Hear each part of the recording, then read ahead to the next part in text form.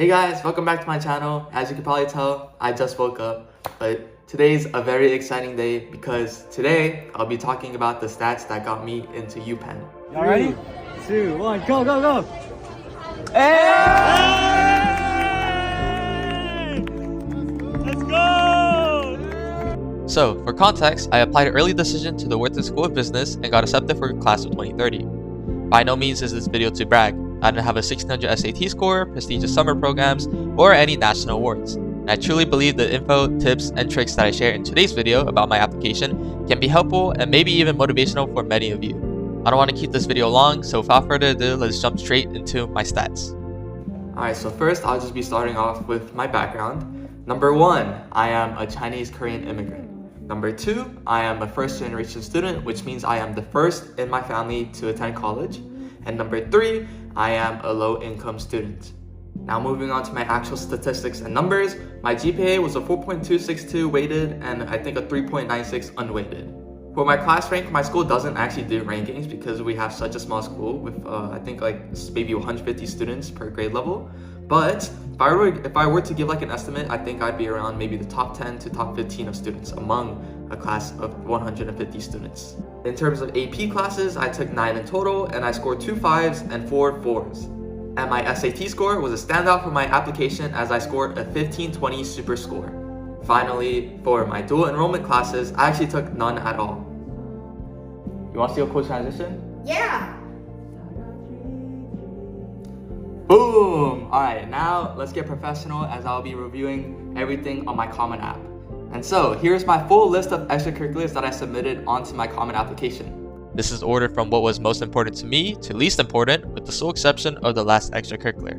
Number 1, I was the president of College and Career Readiness Club, which is a club that focuses on prepping students to get into top universities. Number 2, I was a babysitter for my little brother, and the reason it's so high on the list is because it took up a majority of my time. Number 3, I hosted a series of financial literacy workshops within my school.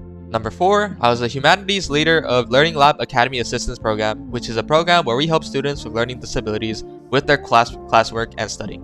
Number 5, I was the treasurer of Assist Kids First, which is a club where we partner up with local children's hospitals to make donations, run toy drives, create kits, and fundraise. Number 6, I was the editor of my school's Key Club. Number 7, I am a YouTuber, as you can tell by this channel. Number 8, I was a student researcher and got my research published. Number 9, I was a tutor for 1 year. And finally, number 10, I am a college math scholar. Honestly, I think this extracurricular probably had the biggest impact on my college application process. College Match is a college access program that helps low-income students get into top colleges, and it's had a big impact on me for sure. Alright, now moving on to my awards, I genuinely think this was like the worst part of my application. So I'll just have them up on the screen here. You can pause to read through it, but all 5 awards I listed are absolutely useless in my opinion. Now, as for my letter of recs, I got one from my AP Lang teacher, my Capstone 11 teacher, and finally my 12th grade counselor. For letter of recommendations, a lot of people generally recommend you ask teachers that teach a subject that is related to your major, but I honestly think it doesn't matter. This is because I think you should prioritize authenticity and the relationship you have with a teacher over everything else. So, for example, my AP Lang teacher was also the advisor of College and Career Readiness Club, and so she was able to talk about the efforts I made within the club to improve on it, all my work done within the club, and also the impact I had on the students that were part of that club. Finally, I'll be talking about my essays, which I think are what made my application truly stand out. I'll have my essays linked in the description below, so feel free to check it out after this video.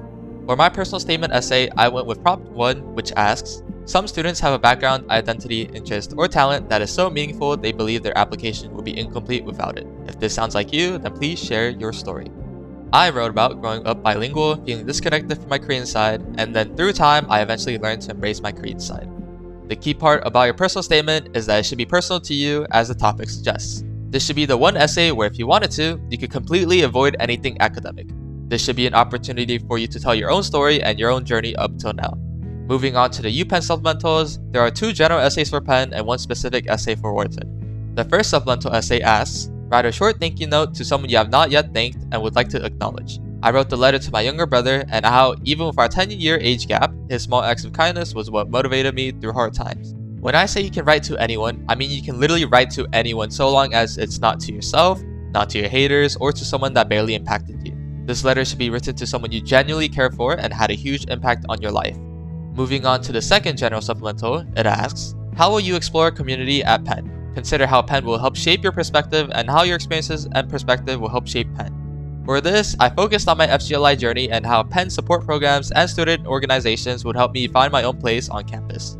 With this supplemental, you should highlight a specific characteristic of you, whether that's your background or some of your interests, then start putting in tons of research and find niche clubs or opportunities within Penn that you can connect back to your background or interest. Finally, we have the Wharton-specific essay, which says, Wharton prepares its students to make an impact by applying business methods and economic theory to real-world problems, including economic, political, and social issues. Please reflect on a current issue of importance to you and share how you hope a Wharton education would help you to explore it. I wrote about financial literacy and how I would take advantage of Wharton's resources to support underserved communities. The biggest tip I have for this essay is to follow a 3-step process where you, number 1, talk about a problem that matters to you and that you have a personal connection with. Number 2, show an action you've taken to help tackle that same problem. And finally, number 3, talk about how you'll take advantage of what Penn offers to work towards solving that problem. In my case, I used my family's immigration and low-income background to show that financial illiteracy has been a huge part of my life. Then I talked about the financial literacy workshops I hosted at my school. And finally, I did a ton of research to show Penn that I genuinely want to be a Penn student. Before I end this video, I want to talk about PEEP, which is UPenn's virtual fly-in program. PEEP stands for Penn Early Exploration Program, and unlike other schools, Penn only does a virtual fly-in rather than an in-person fly-in. The acceptance rate is relatively higher than the fly-in programs for other schools because Penn accepts 700 students every year. A lot of people, including me, believe PEEP actually boosts your chances of getting into Penn if you apply early decision. But keep in mind that there hasn't been any confirmation for this. However, even if Penn's fly-in program doesn't boost your chances of getting in, it's a good indicator on whether or not you're a student that is fit for Penn. If you get accepted, that should show you that Penn seriously considers you as a possible student in the future. Additionally, the required essay you have to write for PEEP is one of the general essays you'll be writing for when you actually apply to Penn, so it's a good way to get started on your essays early. Overall, I truly believe you don't need top test scores or national awards to get into a top university. The most important tip I can give to you guys is to be authentic, have a coherent application, and show genuine intellectual curiosity.